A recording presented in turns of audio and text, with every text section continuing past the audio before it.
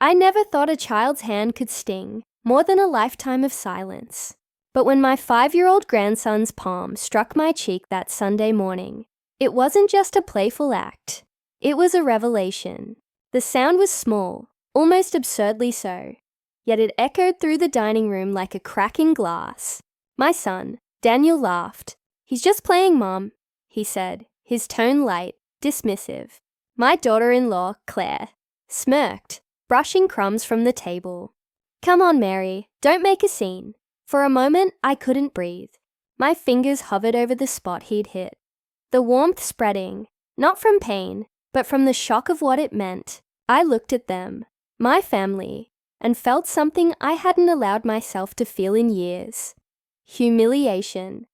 I had sold my home 2 years ago to help Daniel and Claire buy this one.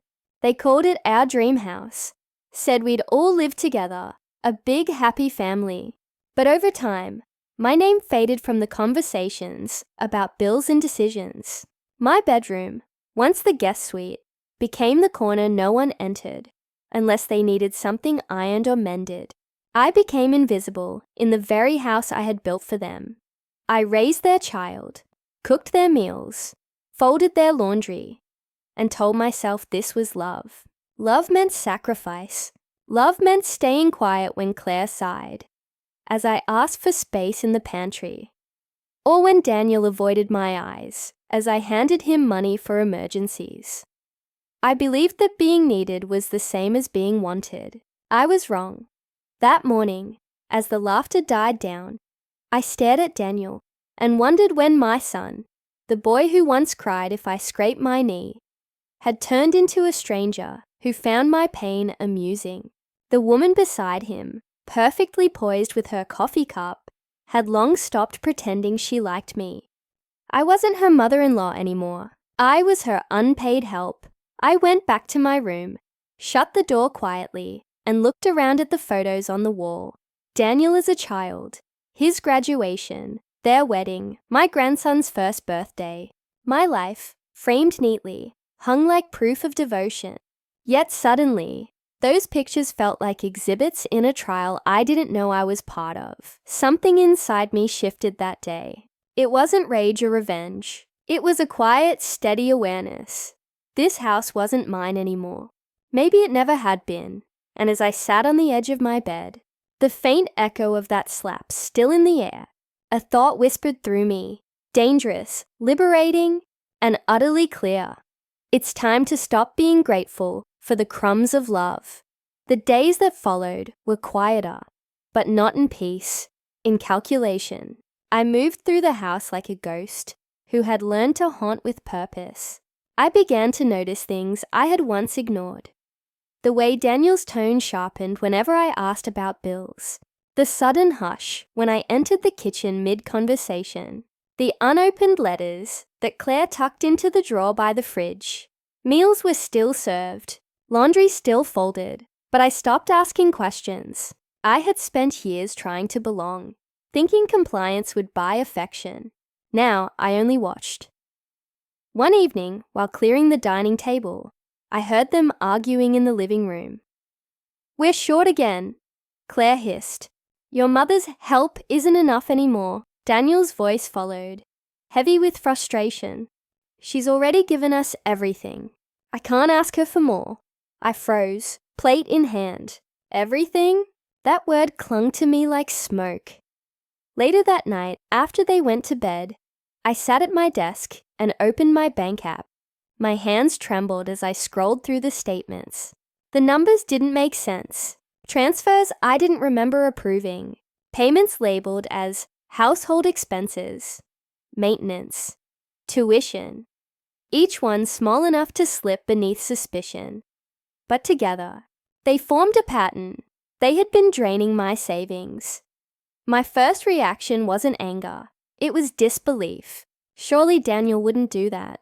He couldn't. But the evidence glared at me from the screen, undeniable. My son, my only child, had turned my generosity into a lifeline he'd never intended to repay. The next morning, I made tea for all of us, as usual. I even smiled. when Claire complimented the lemon cake I'd baked. But inside, I felt an odd calm, like a storm circling before it breaks. "Mom," Daniel said casually, "we might need to adjust the transfer this month. Just a little. Things are tight." I stirred my tea slowly, listening to the spoon clink against the porcelain. "Of course," I said softly. "I'll look into it." Claire glanced up, her eyes narrowing, perhaps at my tone, or maybe at the smile that didn't reach my eyes. For years, I had been the giver, the fixer, the one who smoothed every rough edge. But that morning, as Daniel left for work and Claire busied herself with her phone, I realized something simple, yet profound. They didn't fear losing my love.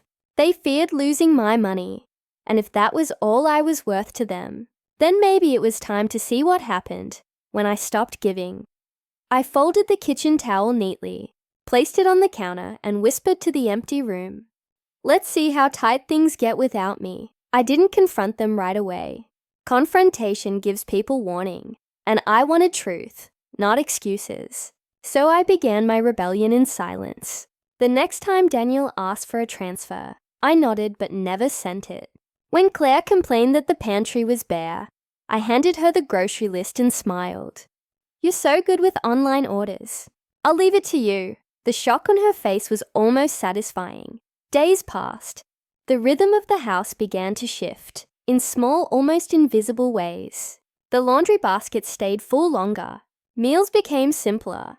The electricity bill, once paid automatically from my account, went unnoticed until the lights flickered one evening. I watched as panic flickered across Claire's perfect features. "Daniel," she snapped, "didn't your mother pay the utilities?" I was sitting at the kitchen table, sewing a button on my cardigan. "Oh," I said without looking up. "I stopped handling the bills last month. You both seem to prefer managing things yourselves." Silence followed, thick and brittle. Daniel rubbed his forehead. "Mom, you know how busy we are. Why would you?" "Because it's your home," I said evenly. "And I thought it was time you both had full control." I met his gaze then, and for the first time in years, he looked away first. The next morning, Claire barely spoke to me. She slammed cabinets, muttered under her breath, and called her mother twice before noon. I heard her say, "She's doing this on purpose." Maybe I was. But it wasn't revenge, it was recovery. For years, I had equated giving with love. Now I understood that love without respect is simply servitude wrapped in sentiment. That afternoon, I made an appointment with a lawyer. He was a kind man in his 50s, with calm eyes. When I explained that I wanted to secure what was left of my savings and change my will, he didn't pry. He simply nodded and said, "It's never too late to protect yourself, Mrs. Wilson." When I walked out of his office, the air felt lighter, sharper. I bought myself a small bouquet of lilies from the florist next door. Their scent filled the car as I drove home, a quiet reminder that beauty could exist even in endings. That evening, Daniel came home late, his tone brittle with forced cheer. "Hey Mom, everything okay? Claire said you were upset." I smiled. "Not upset, dear. Just done." He frowned, unsure if he'd heard correctly.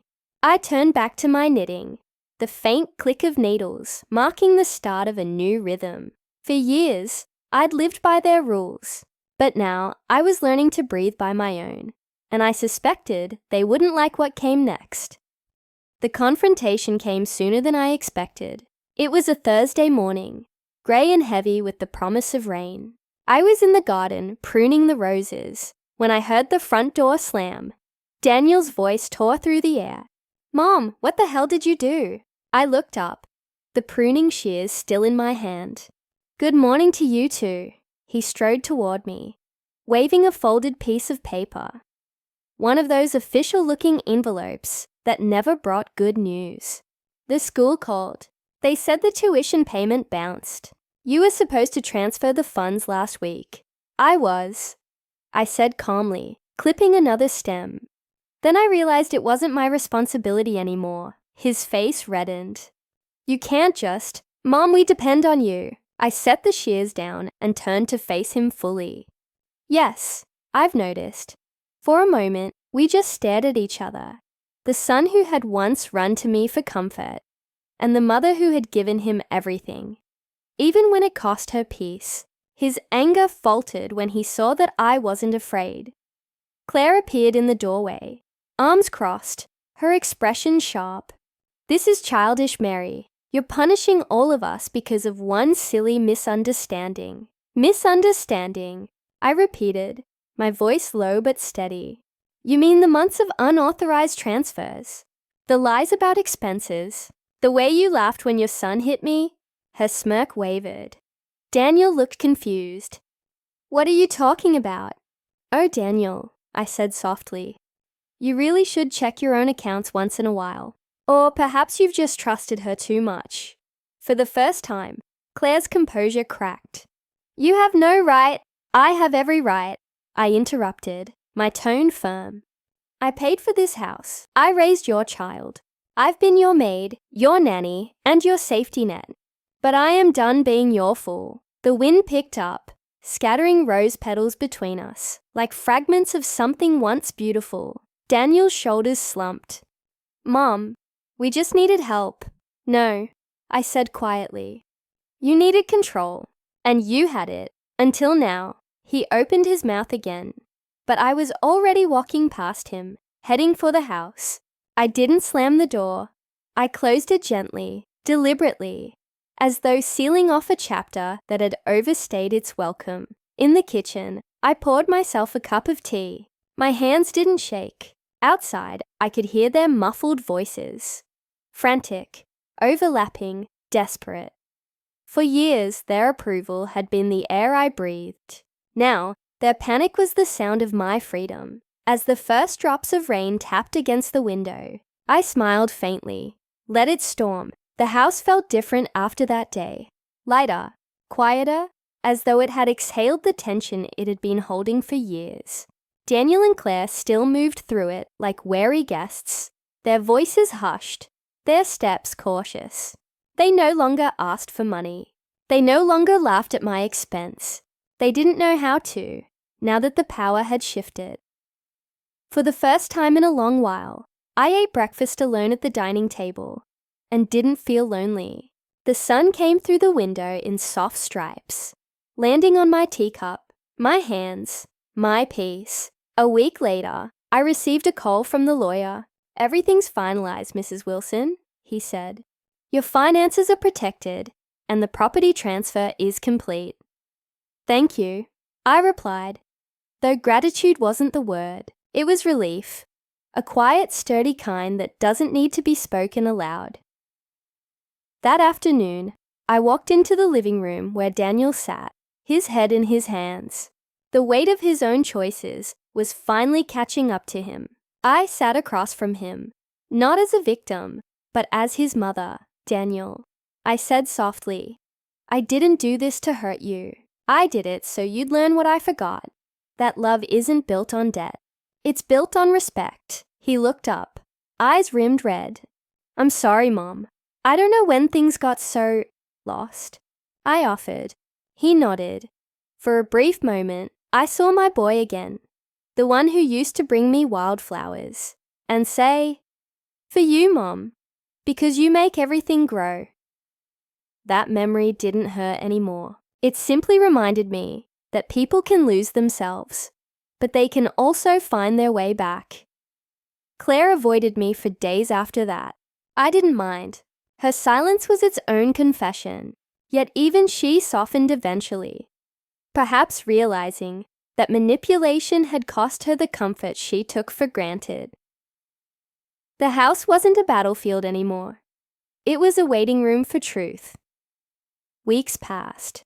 I began taking morning walks again, breathing in the crisp air, and feeling my body remember freedom.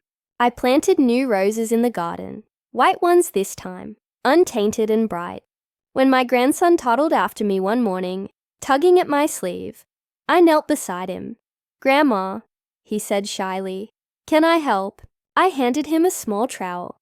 Of course, sweetheart, but we dig gently, okay? We don't hurt what we want to grow. He nodded, his little hands clumsy but eager. Behind us, Daniel watched from the porch, silent but smiling. Maybe forgiveness would come one day. Maybe it wouldn't. But I no longer lived for maybes. As the sun climbed higher, I pressed my hand into the soil and whispered, not in bitterness, but in gratitude. I'm Mary Wilson, I said to the morning air, and this time I belong to myself.